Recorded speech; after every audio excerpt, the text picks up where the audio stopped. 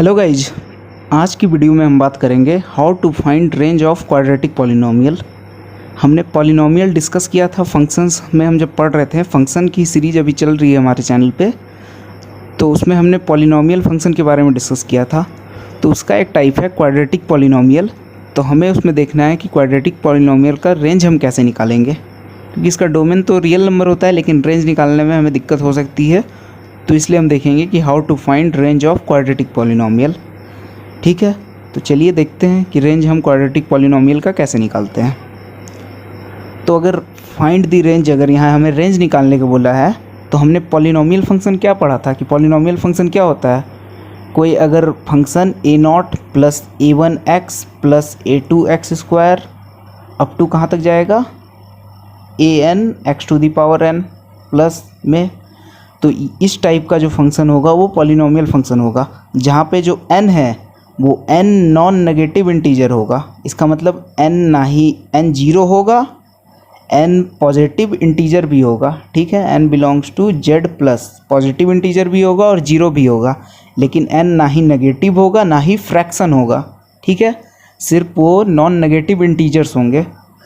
तो जैसा हमने डेफिनेशन में पढ़ा, an x to the power n तक गया है, तो n को हम डिग्री ऑफ पॉलिनोमियल कहते हैं। तो अगर कोई फंक्शन सेकेंड डिग्री पॉलिनोमियल हो तो उसी को हम क्वाड्रेटिक पॉलिनोमियल कहते हैं। ठीक है, इसका मतलब n का वैल्यू क्या होना चाहिए, वहाँ 2, उसी को हम क्वाड्रेटिक पॉलिनोमियल कहेंगे।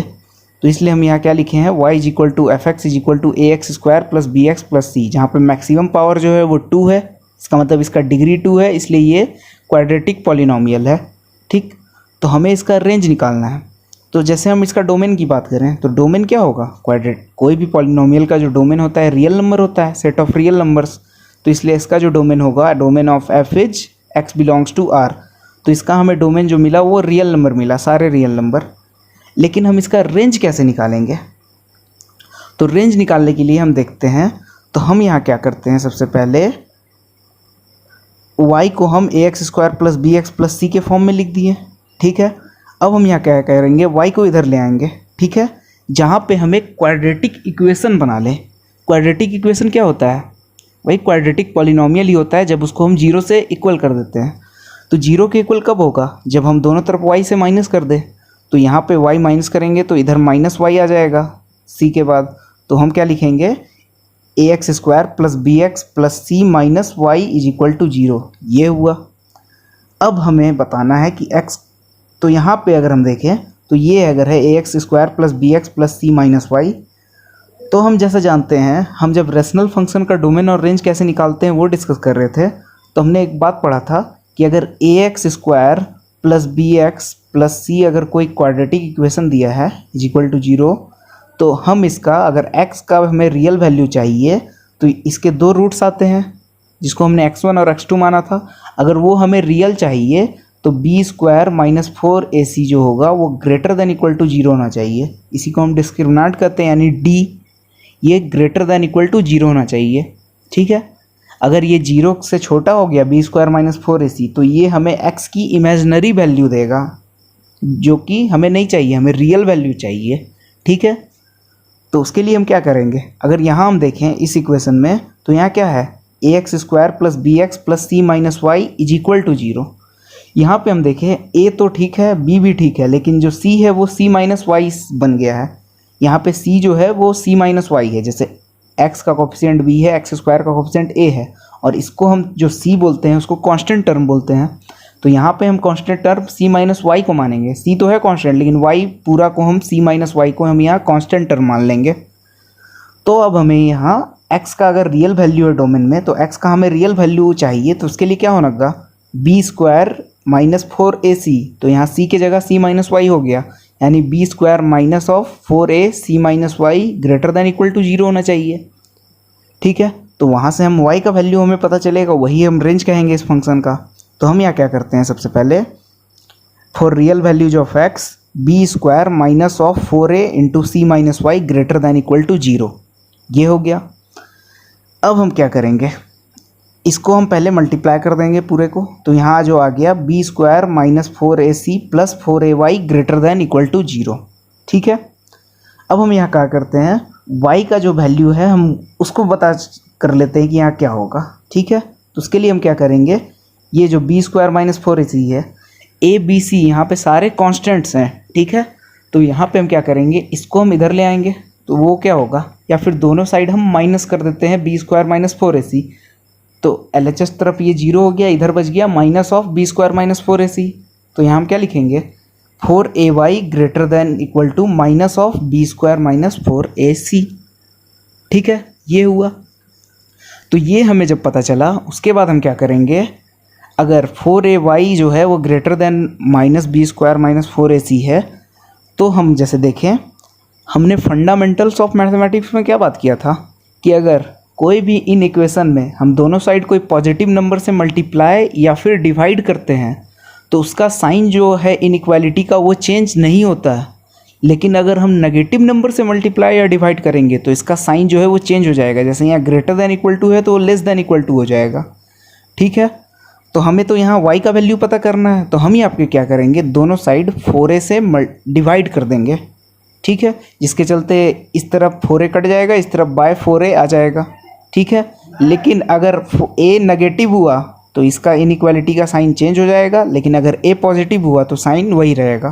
ठीक है, तो हम क्या करते हैं, डिवाइड किए, तो अगर a 0 से बड़ा है यानी पॉजिटिव है तो यहाँ पे क्या आएगा, हमें y जो है वो greater than equal to minus of b square minus 4ac by 4a ये मिलेगा। ठीक है, तो ये हमें मिला। और जैसा हम जानते हैं, अगर ax square plus B X plus C एक पॉलिनोमियल है, अगर क्वाड्रेटिक पॉलिनोमियल, तो बी स्क्वायर माइनस 4ac क्या होता है, उसका डिस्क्रिमिनांट होता है, जिसको हम d से रिप्रेजेंट करते हैं। तो यहाँ हम क्या लिखेंगे, y is greater than equal to minus D by 4a। ठीक है, ये पूरा d के इक्वल यहाँ आ गया, तो यहाँ पे वैसे ही होगा, तो y किसके ग्रेटर देन इक्वल टू हो जाएगा, माइनस डी बाय 4a के। ठीक, ये हमें पता चला। अब हम बात करेंगे a लेस देन 0, जब a 0 से छोटा हो, क्योंकि यहाँ कोफिशिएंट कुछ भी रख सकता है। अगर माइनस 2x रहा तो a तो 0 से छोटा है, लेकिन अगर प्लस 5x रहा तो 0 से बड़ा है, तब हम ये करेंगे कि y जो है वो माइनस डी बाय 4 है। लेकिन अगर a लेस देन 0 हो, तब यहाँ पे जो y हो जाएगा वो हो जाएगा y is less than equal to minus of b square minus 4ac by 4a। ठीक है, ये क्योंकि यहाँ अगर y लेस देन 0 है तो इसका जो साइन होता है वो चेंज हो जाता है, तो यहाँ साइन इसका चेंज हो गया। ठीक है, या फिर बी स्क्वायर माइनस 4ac को हम कैसे रिप्लेस कर देंगे, d से, तो क्या हो जाएगा, y is less than equal to minus D by 4a। ठीक है, तो हमें ax square plus B X plus C है, तो हमें ये पता चला कि y जो है अगर 0 से बड़ा है तो y ये होगा, अगर 0 से छोटा है तो y ये होगा। तो इसका मतलब हमें y का वैल्यू पता चल गया, और y किसके इक्वल है, fx के। तो fx y is equal to fx का जो वैल्यू हमें पता चलेगा वही तो रेंज होगा इस फंक्शन का। ठीक है, तो रेंज इस फंक्शन का हमें पता चल गया। अगर 0 से बड़ा है a तो वो क्या होगा, greater than equal to minus D by 4a, और अगर a लेस देन 0 है तो वो माइनस डी बाई 4a से छोटा होगा। ठीक है, और अगर a 0 के इक्वल है तब तो वो क्वाड्रेटिक पॉलिनोमियल रहेगा ही नहीं। ठीक है, क्योंकि a 0 हो जाएगा तो ये टर्म हट जाएगा, तो बस बी एक्स प्लस सी ये लीनियर पॉलिनोमियल हो गया या फिर लीनियर फंक्शन हो गया, तो उसका तो रियल नंबर ही होता है डायरेक्टली। ठीक है, तो उसके बाद हम अगर range of function this function बात करें तो क्या होगा, y belongs to minus D by 4a से infinity 4a greater than 0 and और y belongs to minus infinity से minus D by 4a less than 0।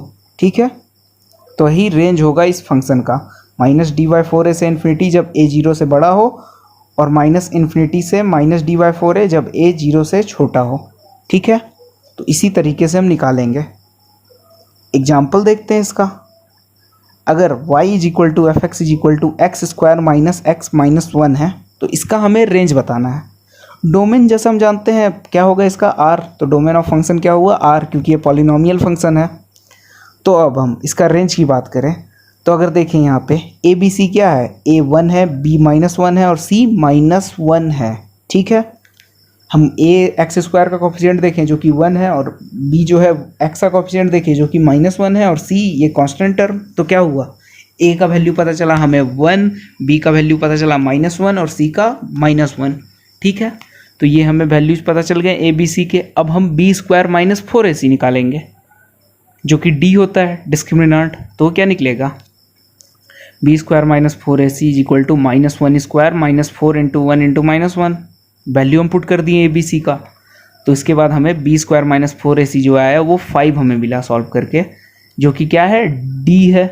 ठीक है, तो अब हमें इस फंक्शन का रेंज बताना है। तो इस फंक्शन का रेंज क्या हमने बताया था, अगर a 0 से बड़ा हो तो उसका रेंज क्या होगा, माइनस d/4a से इन्फिनिटी, और अगर a 0 से छोटा हो तो उसका रेंज क्या होगा, माइनस इन्फिनिटी से माइनस d/4a, जहाँ पे d/4a पे हमेशा क्लोज होगा या फिर इंक्लूड होगा वो। तो हम क्या लिखेंगे यहाँ पे, तो minus of minus b square minus 4ac/4a क्या हो जाएगा, जब सॉल्व करेंगे तो माइनस 5/4, क्योंकि 4a का वैल्यू 1 है तो माइनस 5/4। तो इस फंक्शन का क्या रेंज हो गया, यही है माइनस d/4a। तो क्या होगा, माइनस d/4a से इन्फिनिटी। तो range of this function is minus d/4a से इन्फिनिटी, यानी माइनस 5/4 से इन्फिनिटी। यही होगा रेंज इस फंक्शन का।